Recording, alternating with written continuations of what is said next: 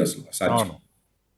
ఎవరన్నా వచ్చినా కూడా కొంతకాలం కొద్దిపాటి ఓటు ప్రభావం. చిరంజీవి గారు మరి జనాకర్షణ బహుశా విజయకర్త అంతకంటే ఎక్కువే మన తెలుగు రాష్ట్రాలు ఉన్నాయి. ఈ సినిమా నేను చూడడం నాకు తెలియదు ఆయన ప్రభావం ఏంటో. అవును. కానీ చిరంజీవి గారు ఏం తక్కువ కాదు కదా. హ్మ్. కొన్ని ఒక 15-16% ఓట్లు వచ్చినాయి. 17 18 సీట్లు వచ్చినా అంతకంటే ఎక్కువ ప్రభావం చూపెట్టలేదు. దాని తప్పు కాదు. ఎందుకంటే మన ఎన్నికల వ్యవస్థలో మూడో పార్టీకి స్థానం లేదు. అలాంటి పరిస్థితుల్లో కూడా ప్రజలు కొత్తగా మూడవ పార్టీలకు స్థానాన్ని కల్పిస్తున్నారు.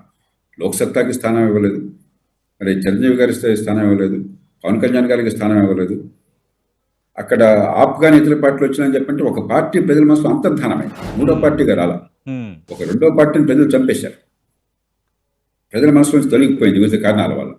అలా కాకుండా రెండు బలమైన పార్టీలు ఉన్నప్పుడు పెద్దగా అద్భుతాలేమీ జరగలేదు. అక్కడ అనూహ్యమైన సంఘటన జరగలేదు. అధికారంలో ఉన్న పార్టీ మీద తీవ్రమైన విద్వేషం కనిపించలేదు. ఉన్నంతలో స్టాలిన్ గారు కాస్త గౌరవప్రదంగా పరిపాలన చేశారనే చాలా మందికి భావం ఉంది. గతంలా కాకుండా మరి పెత్తందరి రాజకీయం కూడా లేదు. అదే తమిళనాడు ఎట్లా ఉండేది, వీళ్ళు అధికారంలో ఉంటే వాళ్ళు అసెంబ్లీలో కూడా కూర్చునే అవకాశం లేదు, వాళ్ళు అధికారంలో ఉంటే అసెంబ్లీ కూడా వెళ్ళారు. అట్లా కాకుండా కొంచెం మర్యాదపూర్వక రాజకీయాలు చాలా రకాలుగా కొంచెం ఒక మంచి వాతావరణం ఉందన్న భావం కలగజేశారు. అయినా కూడా ప్రజలు తిరస్కరించారు రెండు పార్టీలను అని చెప్పంటే ఖచ్చితంగా అది లోతైన ఆలోచించారు. ఇది ప్రజాస్వామ్యంలో మంచి మార్పుకి సంకేతమా, లేకపోతే తీవ్రమైన అసంతృప్తికి ఆగ్రహానికి సంకేతమా?